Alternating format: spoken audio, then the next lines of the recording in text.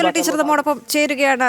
Shri Sasikala teacher, ഈ ഒരു ഘട്ടത്തിൽ പറയേണ്ടത് രാജ്യം കണ്ടതിൽ വെച്ച് തന്നെ ഏറ്റവും വലിയ സ്വർണ്ണക്കൊള്ള എന്നൊക്കെ നമുക്ക് വിശേഷിപ്പിക്കേണ്ടി വരും. ഈ ഒരു ഘട്ടത്തിൽ SIT വളരെ നിർണായകമായ ഒരു നീക്കം നടത്തിയിരിക്കുന്നു. തിരുവനന്തപുരത്തെ രഹസ്യ കേന്ദ്രത്തിൽ ഇപ്പോൾ പത്മകുമാറിനെ ചോദ്യം ചെയ്തു വരികയാണ്. പത്മകുമാറിന്റെ അറസ്റ്റ് ഈ ഘട്ടത്തിൽ ഉണ്ടായേക്കാം, അല്ലെങ്കിൽ കൂടുതൽ സാധ്യത കാണുന്നുണ്ട്. ഈ അറസ്റ്റ് ചെന്നെത്തുന്നത് പാർട്ടി ഉന്നതരുടെ അടുത്തായിരിക്കുമെന്നുള്ള ഒരു നിഗമനത്തിലാണ് ഇപ്പോൾ. തീർച്ചയായും പത്മകുമാറും അതുപോലെ തന്നെ നമുക്കറിയാവുന്ന ശങ്കർദാസ് ഇവരൊക്കെ ഇതിൽ പ്രതികളാണ്. നമുക്ക് ഇത്രയും വൈകിപ്പോയി എന്നതിൽ മാത്രമാണ് നമുക്കൊക്കെ ടെൻഷൻ ഉള്ളത്. കാരണം ഇവരൊക്കെ രാഷ്ട്രീയമായി വലിയ സ്വാധീനമുള്ളവരാണ്, ഉന്നത സ്ഥാനത്തിരുന്നവരാണ്. ഇപ്പൊ പത്മകുമാറിനെ സംബന്ധിച്ച് അദ്ദേഹം MLA ആയ ആളാണ്, ദേവസ്വം ബോർഡ് പ്രസിഡന്റ് ആയ ആളാണ്, CPM നിർണായകമായ സ്വാധീനമുണ്ട് അദ്ദേഹത്തിന്. ശങ്കർദാസിനെ സംബന്ധിച്ചിടത്തോളം മകൻ ഉന്നത പോലീസ് ഓഫീസറാണ്.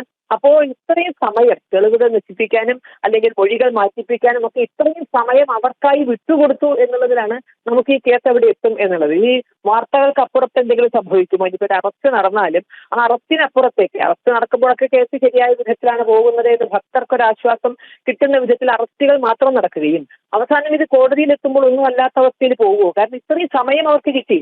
എന്തിനായിരുന്നു ഇത്രയും വൈകിയത്? ഇത് വളരെ കഠിനമായ, ആർക്കും ഒരു സാധാരണ ഒരു LP കുട്ടിക്ക് പോലും തിരിച്ചറിയാവുന്ന കാര്യങ്ങൾ അന്വേഷിക്കാൻ എന്തിനാണ് ഇത്ര സമയമെടുത്തതെന്ന് നമുക്ക് തോന്നണത്. ഏതായാലും പത്മകുമാറിലേക്ക് ഇപ്പോഴെങ്കിലും എത്തിയതിൽ, ഒരിക്കലും എത്താത്തതിലും നല്ലതാണല്ലോ ഒത്തിരി വൈകിട്ടാണെങ്കിലും എത്തണത്. ഇത്രയെങ്കിലും വൈകിട്ടാണെങ്കിലും എത്തിയതിന് സന്തോഷമുണ്ട്. പക്ഷെ ആ പത്മകുമാറിലേക്ക് എത്തുമ്പോൾ നമ്മൾ തിരിച്ചറിയുന്ന ഒരു സംഗതി, ഇതിന്റെ പിന്നിൽ ഭീകരമായി നിൽക്കുന്ന മുഖം പാർട്ടിയുടെയാണ്. കാരണം പത്മകുമാർ ഭക്തനാണ് എന്നൊരു 1000 വട്ടം ആണയിട്ടിട്ടുണ്ട്. പത്മകുമാർ പലവട്ടം പറഞ്ഞ് നമ്മൾ കേട്ടിട്ടുണ്ട്. അദ്ദേഹത്തിന്റെ മുത്തശ്ശിയാണ് ഹരിവരാസനം എഴുതിയത്, അദ്ദേഹത്തിന്റെ മറ്റേ അപ്പൂപ്പൻ ശബരിമലയുടെ വലിയ വെളിച്ചം, ഇങ്ങനെ എന്തൊക്കെയോ ഞങ്ങളോടൊക്കെ തന്നെ പേഴ്സണലായിട്ട് പറഞ്ഞിട്ടുണ്ട്. എന്റെ വീട്ടിൽ നിന്ന് ആരും ശബരിമലയിൽ പോവില്ല, സ്ത്രീകൾ ആരും പോവില്ല എന്നൊക്കെ പറഞ്ഞിട്ട് അദ്ദേഹം ഇതിന് മുഖസാക്ഷിയായി നിൽക്കേണ്ടി വന്നു. എന്തുകൊണ്ട്? അദ്ദേഹം പാർട്ടിയുടെ വെറും ഒരു പിണിയാളാണ്. അപ്പൊ പിണറായി പറഞ്ഞാൽ പിണിയാൾക്ക് തുള്ളാനേ പറ്റുള്ളൂ. താൻ ഭക്തനായിട്ടും തനിക്ക് ശബരിമലയുമായി വൈകാരികമായി ഇത്രയും ബന്ധമുണ്ടായിട്ടും ശബരിമലയിലെ ആചാര പദ്ധതികളോട് പൂർണ്ണമായി അനുകൂലിക്കുകയും ഒക്കെ ചെയ്യുമ്പോഴും ശബരിമലയിലെ ആ ആചാരം ലംഘിച്ചുകൊണ്ട് അവിടെ അശുദ്ധമാക്കാനുള്ള പ്രവർത്തനങ്ങൾ, ലക്ഷക്കണക്കിന് കോടിക്കണക്കിന് ഭക്തരുടെ ഉള്ളിൽ തീക്കോരിയിടുന്ന പ്രവർത്തനങ്ങൾക്ക് മൗനാനുവാദം കൊടുക്കേണ്ട സ്ഥിതി പത്മകുമാറിന് വന്നു. അപ്പൊ ആ പത്മകുമാർ സ്വർണ്ണക്കൊള്ളയിൽ സ്വതന്ത്രനാണോ?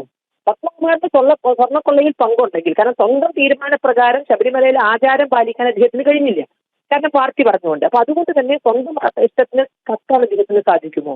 അപ്പൊ അദ്ദേഹം കത്തിട്ടുണ്ടെങ്കിൽ, അല്ലെങ്കിൽ കക്കുന്നതിന് പിന്തുണ പ്രഖ്യാപിച്ചിട്ടുണ്ടെങ്കിൽ, അല്ലെങ്കിൽ അതിനെല്ലാം തന്നെ തീർച്ചയായും അതിന് പിന്നിൽ പാർട്ടിയുണ്ട്. പാർട്ടിക്ക് വേണ്ടിയായിരിക്കും ഇതൊക്കെ ചെയ്തത്. ഈ ഏതാനും ചില വ്യക്തികൾ ഇത് ചെന്ന് നിന്നാൽ പറ്റില്ല. കാരണം അവരാരും സ്വതന്ത്രരല്ല, മറ്റൊരു പ്രസ്ഥാനത്തിന്റെ ആളെ പോലെയല്ല. CPMന്റെ ഒരു ചുമതലയിൽ ഇരിക്കുന്നവർ അവരൊരിക്കലും സ്വതന്ത്രരല്ല. അപ്പൊ അവരെ ഈ വളരെ ഗൗരവമായി നമ്മൾ ചിന്തിക്കേണ്ടത് ഇതിന്റെ പാർട്ടിക്കുള്ള പങ്ക് എന്താണ് എന്നുള്ളതാണ്. ഇപ്പോഴും നമുക്ക് മനസ്സിലാകും, പുതിയ ദേവസ്വം ബോർഡിനെ നിശ്ചയിക്കുന്നത്, ദേവസ്വം ബോർഡ് പ്രസിഡന്റിനെ നിശ്ചയിക്കുന്നതും എല്ലാം പാർട്ടി. വളരെയധികം നന്ദി ശ്രീ KP ശശികല ടീച്ചർ, ഒരു ഘട്ടത്തിൽ നമ്മോടൊപ്പം ചേർന്നതിനെ.